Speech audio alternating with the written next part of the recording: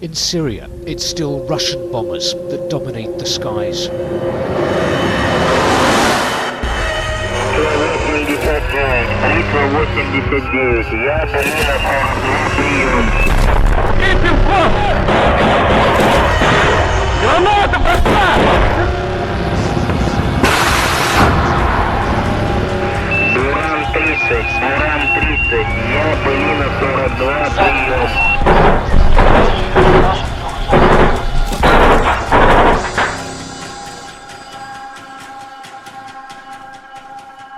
This is Little Green Men, the show where I discuss Russian military aggression since the collapse of the USSR. In this episode, we'll be discussing the 2014 Russian annexation of Crimea, as well as the battle for Debaltseve. In particular, we'll be exploring the curious case of Russia's invisible soldiers, more commonly known as Little Green Men.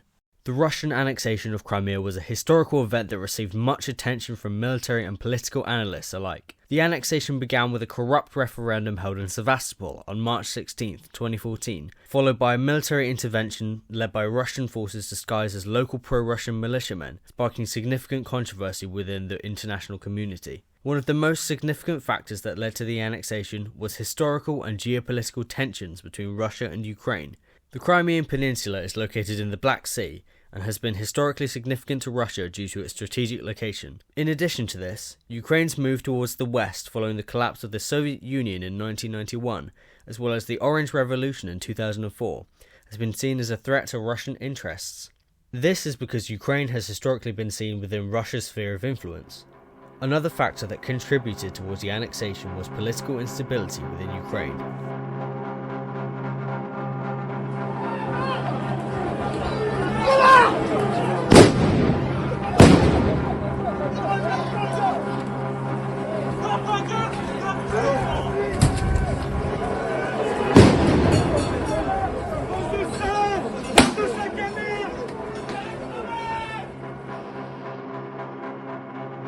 The Euromaidan protests were a series of demonstrations that took place in Ukraine in 2013 to 2014, with the aim of forcing then-President Viktor Yanukovych to sign a political agreement with the European Union.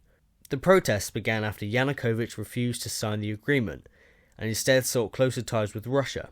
The protests grew larger and became more violent, being dubbed the Revolution of Dignity. Thousands of protesters gathered on Maidan Square in Kiev to demand Yanukovych's resignation and an end to corruption and police brutality. After several months of unrest, Yanukovych was finally ousted from power in February 2014. The protests had a major impact on Ukraine's political landscape, leading to significant reforms which paved way for democratic elections later that year. The new government was pro-Western and was seen as another threat to Russian interests. This led to a military intervention by Russian forces in Crimea, which the Russian government claimed was to protect the Russian-speaking population. The soldiers wore no insignia or patches, however their uniforms and equipment struck striking resemblance to Russian naval infantry. So I think these guys got their training from the guards outside of Buckingham Palace because they're not saying a word to anybody. Извините, вы можете сказать, из какой базы вы, из какой страны? Вы можете ответить на какой-нибудь вопрос? Yeah, they don't want to say anything. They're not wearing any insignia, but it's pretty clear that they're Russian.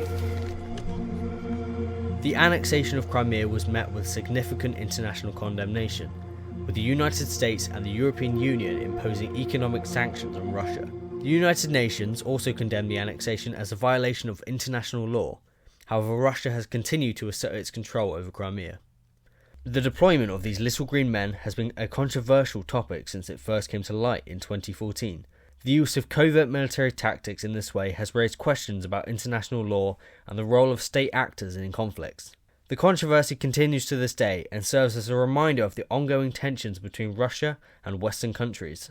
However, this wouldn't be the last time Russia would deploy shadow troops to Ukraine.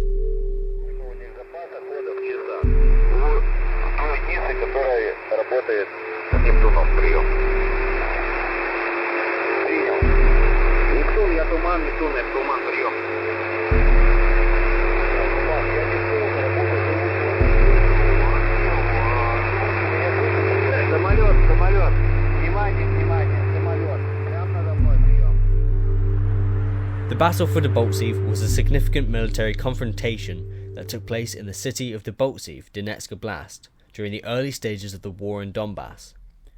Debaltseve is located about halfway between Donetsk and Luhansk, two cities that were considered the capitals of the pro-Russian separatist movement. The city's strategic location made it an important battleground between the Donetsk People's Republic and the Ukrainian armed forces.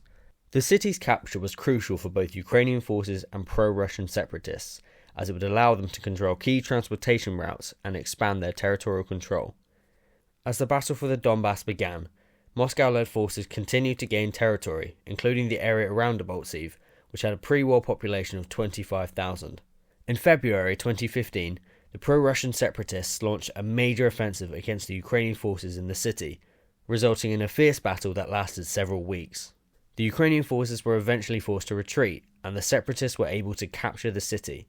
The battle saw the formation of the 128th Mechanized Brigade and the Donbass Fighting Battalion. These pro-Russian battalions would later become the infamous Sparta and Somalia battalions, with both groups playing vital roles in the Battle of Donetsk. Many of the soldiers fighting for the separatists were members of the Donetsk and Luhansk People's Republics. They were aided by the Wagner Group, a Russian PMC with suspicious ties to the Kremlin. The use of mercenaries allowed Russia to maintain the idea that Russia was not involved in the direct conflict. However, this was far from the truth. Soldiers with white armbands and buryat facial features began mysteriously appearing alongside separatist soldiers. Their Asian characteristics heavily contrasted the more Eurocentric Ukrainians in the ranks of the DPR. While the OSCE failed to publish their observations on these soldiers, journalists were suspicious. Using a slew of selfies and satellite images, an investigation led by Elliot Higgins and Simon Ostrovsky concluded that many of the soldiers were active personnel of the Russian armed forces, with many coming from the base outside Uriel, Siberia. Despite this, Russia still denies their deployment of troops to Ukraine between 2014 and 2020. Many military observers believe that without the aid of the Russian army, the DPR could have never taken the city. The fall of Debaltseve was one of the worst defeats of the war for Ukraine's troops. During the battle, artillery and heavy weapons played a significant role in the conflict. Separatist forces utilised heavy artillery to inflict heavy casualties on Ukrainian forces. The separatists also had access to Russian tanks, grenade launchers and heavy machine guns, which they used to reinforce their positions. The use of heavy weaponry and artillery was crucial in determining the outcome for the battle, as it allowed both sides to inflict significant damage on their opponents. Trench warfare and defensive tactics were also employed during the battle. Both sides dug trenches and established defensive positions which they used to protect their troops from enemy fire. The Ukrainian military in particular relied heavily on trench warfare and defence tactics to hold their ground against the separatists. The use of such tactics was vital in prolonging the battle and preventing either side from gaining a decisive advantage. Air superiority and intelligence gathering were also critical components of the military. The Russian hybrid army utilised air power to gain an advantage over the Ukrainian military. They also effectively linked artillery to intelligence, resulting in precision targeting and near real time through the employment of radars. The separatists having air superiority was definitely due to Russian covert operations. Su-25s would take off from Air Force bases in Rostov Oblast, crossing into Ukraine and conducting airstrikes. Ukraine was even able to intercept radio chatter between Russian-speaking pilots and the Air Force base in Belgorod.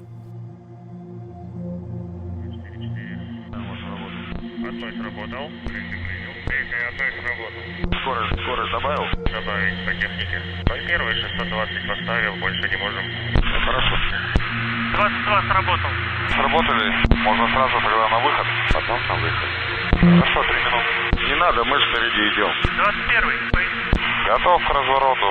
Отчет. А ты с земли наблюдал работу? 21-й наблюдал. Угол 048.